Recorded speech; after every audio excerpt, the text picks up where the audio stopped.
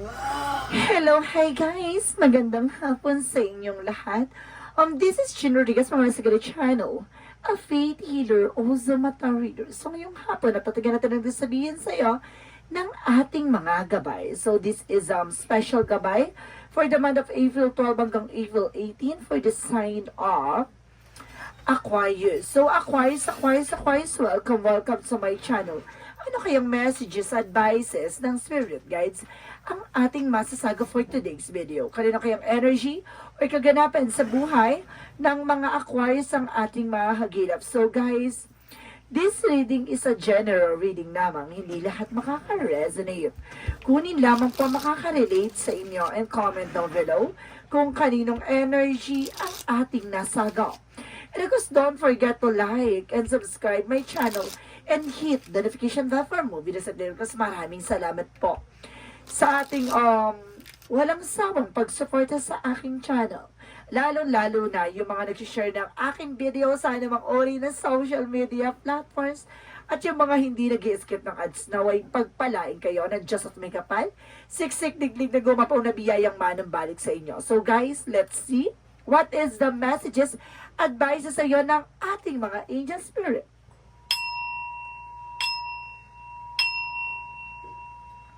So, let's see, guys. So, hihimay-himayin natin anong kaganapan sa buhay mo ang makikagilap. Ang magigilap. Charis, lang.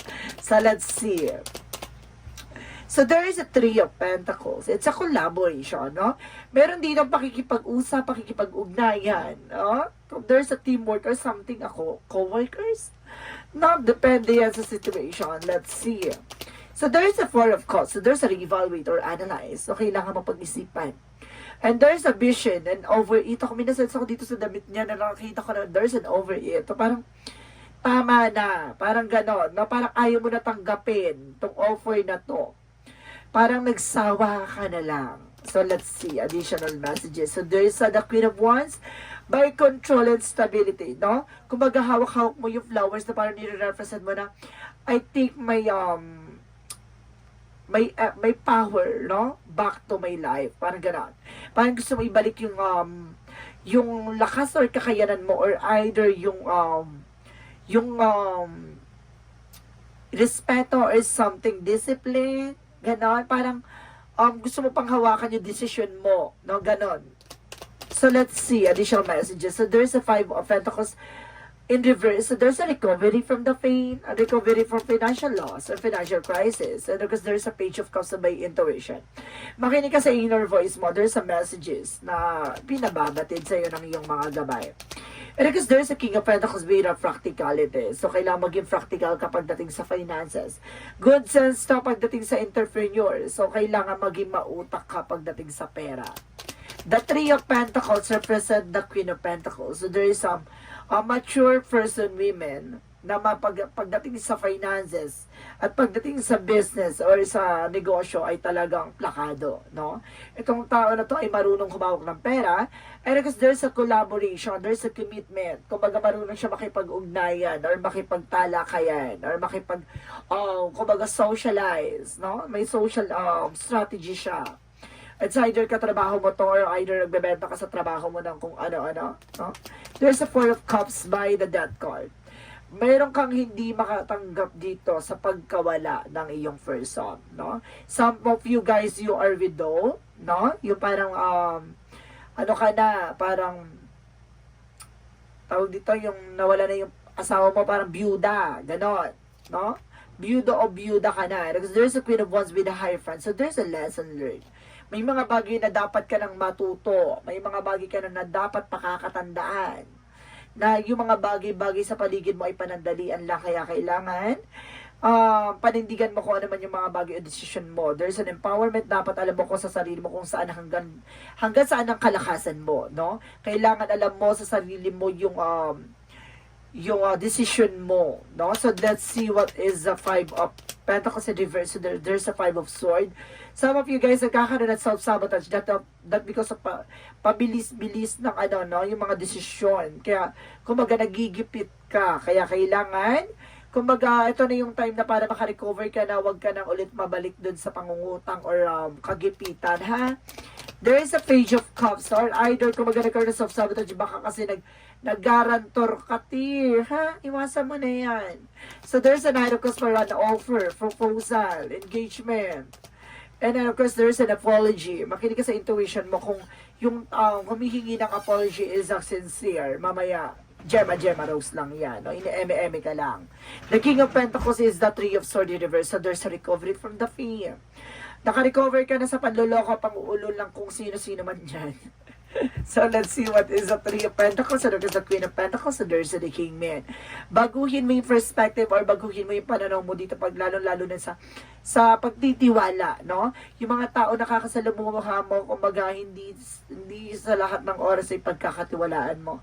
Mamaya yung mga tao na yan ay, kumbaga, kinukuha lang ang informasyon, kahinaan, kalakasan mo, no? Para gamitin yan against sa'yo. So, let's see what is the Four of Cups and the Death card. And because there is and everything is right. So, see?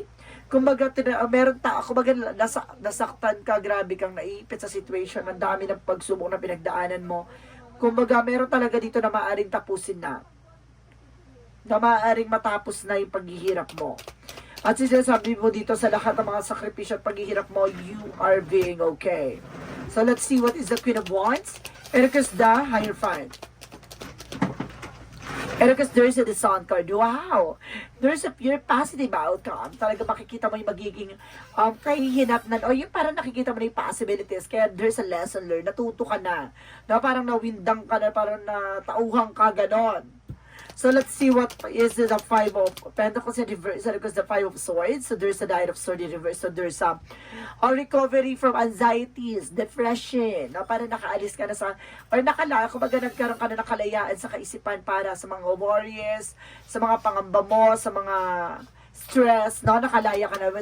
Let's see what is the Page of Cups because the Knight of Cups. So there's the Six of Pentacles na magtutuloy-tuloy na rin about sa finances for you. No? At sinasabi sa'yo dito na kumbaga makaka-recover ka na, there's a give and take, no? There's a balance. Balance ka na. So, let's see what is the King of Pentacles and the Three of Swords in reverse. At the same time, guys, there's a King of Pentacles, King of Wands by control, no? Kontrolin mo yung emotions, even your padalos-dalos na mga decision pagdating sa finances, no? Kumbaga, bahala na kay cash, hindi ganon. No, kailangan alamin mo kung ano yung magiging possibilities, ano yung magiging impact sa'yo ng eksena na yun. Kasi some of you, kumbaga nabaon sa utang, or some of you naibig sa sitwasyon dahil sa mga garantor, mag-ingat ka na. So, let's see what is additional outcome. Ang pinaka-outcome for you is the Four of Swords, being dressed, no? And because there's an intuition, makinig ka sa gut feeling mo. At the same time, there's an Eight of Swords. Kumbaga napalibutan ka ng mga toxic, no? It's either na parang naiwan ka sa ere. Kaya maging aware ito sa'yo na kailangan maging pangahawakan mo yung mga bagay or intuition na pumapasok sa'yo na maging aware ka, no? Sa mga tao sa paligid mo na maaaring budol, no? Maaaring mga ginagamit ka lang nila. So, because there is a Three of Wands, we're waiting for to waiting for a shot. May mga bagay na hinihintay ka dito. And because itong hinihintay mo at may resulta na. So, let's see what is the additional messages about sa career. Sa career mo, there's a temperance, the perfect timing. So, maaaring there's a divine guidance na ginagabayan ng ating gabay, no, at ating universe and other na ating Panginoon ang iyong career. And because there's an Ace of Swords, there's a breakthrough, magtatagumpay ka daw. No, this is the perfect timing for you to fix everything, no? Ayusin yung mga gusto at ayusin yung mga maling nagawa, no? So, let's see additional messages naman. Kung ano yung magiging eksena about sa career. Bigtagan natin. So, there's an Ace of Pentacles. Malaking opportunity na papasok pagdating sa career mo. It's a big money, big opportunities that brings you a big abundance and big potential for abundance. So, let's see what is additional messages about naman sa love life. Sa love life mo naman, guys, there's an information with the Ace of Cups. Wow, bagong pag-ibig. And because there's an aid, so there's a fast communication and fast movement, there's a travel, baka makilala mo sa ibang bansa. Or maaaring maumuwi ka na galing sa ibang bansa at makilala mo to, at maaaring kiligin ka na ulit this time, no? May bagong pag-ibig at may, or either ibalik ang kilig, no? So let's see additional messages about naman sa health. There's a Queen of Swords. This is the bigger picture of yourself. Kumbaga nakikita mo na yung, kumbaga nagiging okay na yung pakiramdam mo. And because there's a 2 of Wands by choices, no? Kumbaga alam mo yung choice mo sa sarili mo na, kaya ka naman nagkaroon ng, kung ano-ano nararamdam mo, that because of stress, no? Ngayon, kumbaga, choice mo na yan, na kailangan mo nang maging limitahan yung pagtitiwala sa mga tao dahil sa mga maling nangyari sa nakaraan mo, no? So let's see what is the magical fairy messages. Magical fairy messages represent what? Spring. So this is, you desire fully manifest as the flower begin to bloom. So ito na yung pamumukad card, no? Muling pagyabong ng iyong finances and also your career. And they say that there's an easy as if they stop trying so hard to control everything and all the doors will open for you. So ibig sabihin dito, kumbaga hintuin mo na o tigilan mo na yung pagpipilit sa mga bagay na hindi mo kontrolado, no? Kumbaga, tigilan mo na yung pag-assume, isa pa to, para may umanasa ka na assume. No, baka nagpapanggap ka na kaya mo, or kumbaga, ipapangutang mo para lang sa yabang, iwasan po, ha? Kasi magigipit ka at maiipit ka sa sitwasyon. So, let's see what is the yin and yang oracle card. So, there is a freedom, lift, opportunities, no? I told you, tulad na sinasabi ko kanina, para makakalaya ka na sa worries. Kasi natauhan ka na eh. No? Natauhan ka na. Hindi ka na ulit magkakabudol. Additional messages, there's a self-love. Na kumbaga ngayon, kahit anong intention pa yan, dapat kumbaga sa sarili mo, lagi mo kinikare or lagi mo sinisave yung sarili mo dito. Kasi hindi mo alam kung ano takbo ng utak ng mga tao sa paligid. There's a purpose. So, see? Yung purpose dito is para matuto ka, no? Para huwag ka na ulit maulol ng ibang tao at mabudol, diba? So, let's see what is the synchronicities. Synchronicities is the rest, no? Parang pahinga, tama na, ganon. And there is synchronicities by consequences. So, see? Kumbaga may consequences lahat ng mga gagawin mong action. Tulad yan, diba? Yung mga tao sa paligid mo na akala mo totoo. Diba? Nagtiwala ka. So, ngayon, nalalasap mo yung kumbaga pag-ipit sa sitwasyon.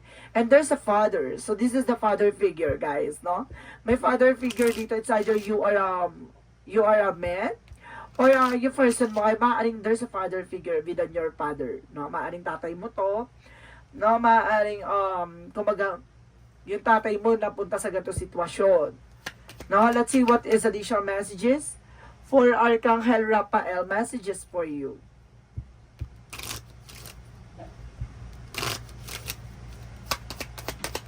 Archangel Raphael messages for you. Home health. So, kailangan talaga ng tulong ng iyong tahanan, no? Marami kayong pinagdadaanan ngayon. So, let's see additional messages. And there's a confusion, no? Magulo ang sitwasyon. Or either may nanggugulo sa sitwasyon nyo.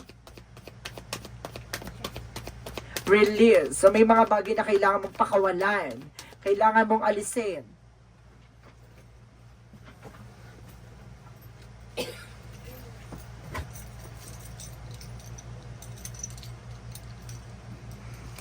And there, and of course, may piece I told you, may humahara nga, kaya ka napunta sa sitwasyon kasi may nanggugulo. Kumbaga, ginulo yung utak nyo, kaya kayo napunta sa budol. Nabudol kayo, kasi nga, yung utak nyo wala sa wisyo. Sabi na eh. Kaya pala may lutang dito with the hangman. No, lutang kayo. So, let's see, what is that? Meron talaga ditong na-hypnotize, guys. There's an hypnotize dito. So, let's see what is the Mansology. Kaya nabudol eh. Kaya kasi, oh my God. So, there's a believe in the impossible, no? Maniwala ka lang daw na lahat ng mga imposible. There's a time for healing. So, see? Kumbaga ngayon unti-unti ng, kumbaga nakaka-recover doon dahil doon sa nawalang pera, or dahil doon sa naloko ka, no? Or talagang mayroong talagang nawalang pera dito. Or may something na nabudol ka. Then there's a void. Stop, no? Itigil mo na raw yung mga ganon, no?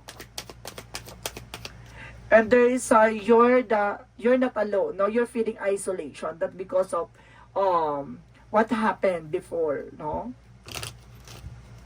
So let's see what is additional messages. Kaya pala, parang naharang ka or parang may umarang, di ba? This is a spiritual teacher. My God, mayroong kailangan mo na albularyo dito, ha?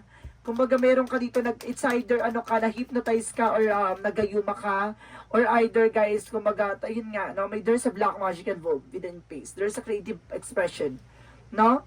Kumbaga, nadala ka ng mga words, no? Hindi mo alam, inuorasyon ka na pala. Oh my God. So, let's see what is Archangel Michael messages. Archangel Michael messages for you. So, pay attention to your dreams, no? Kumbaga, tumuto ka na sa iyong mga pangarap, no? Sa mga gusto mong marating. And because it's time, take your time to make a decision, no? Kumbaga, kung magdi-decision ka, kailangan mong pag-isipan mabuti. And because let go of fear now. Alisin mo yung takot at pangamba mo. My God. Ang bigat ng pakiramdam mo dito, ha? Kasi nagkagipit-gipit ka dahil sa isang eksena. And of course, there is an information with the courage, no? Kumbaga, laban mo yung takot at pangamba mo. At the same time, guys, no, there is a death card. The double clarification, this is the transformation. No, this is the ending and new beginning. At meron talaga ding namatay dito. Meron din ako na sense na parang may umao. Na may umao sa buhay dito. Not because of stress. No, may na-sense din ako na stress dito. So, let's see what is additional messages for Angel Spirit. And because there's a winter for transition and there's a release. No, kumbaga may mga bagay na kailangan maalis or may mga bagay na mababago na. At the same time, there's a mirror by the truth reveal. No, may mga bagay na malalaman mo dito at matutuklasan mo. Additional messages for this energy. So, there's a victory. No? Talaga ipapanalo mo to. And there's a community, collaboration, and socialize. No? Iwasan mo yung pakikipag-usap ng hindi mo kilala, ha? My God, para in the sense ko dito. And there's just angels of strength. No? Kumbaga, pinalalakas ka ng ating mga gabay dahil sa nangyari. There's a decision.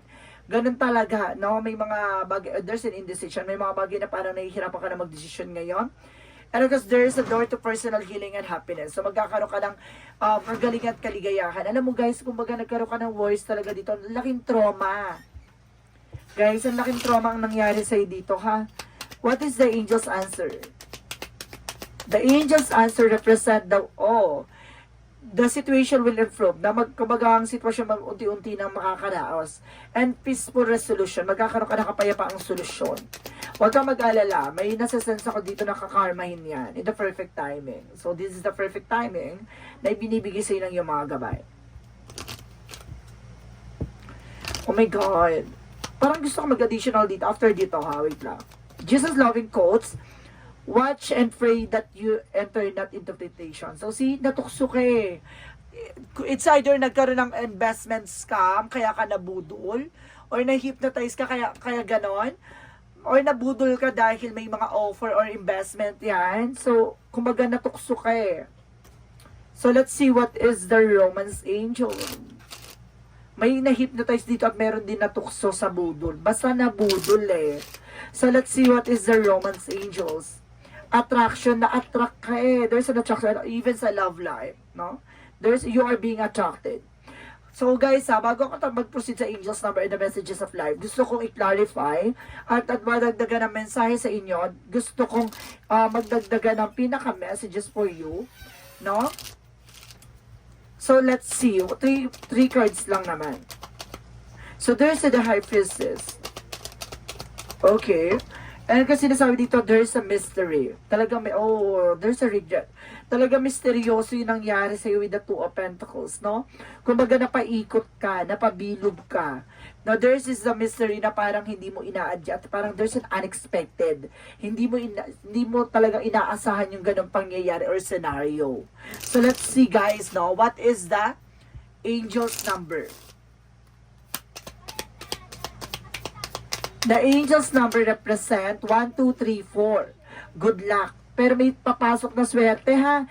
Huwag kang there's a spirit, God, and progress, justice, structure, system, processes, condition and rule. So, huwag kang mag-alala, may hustisya.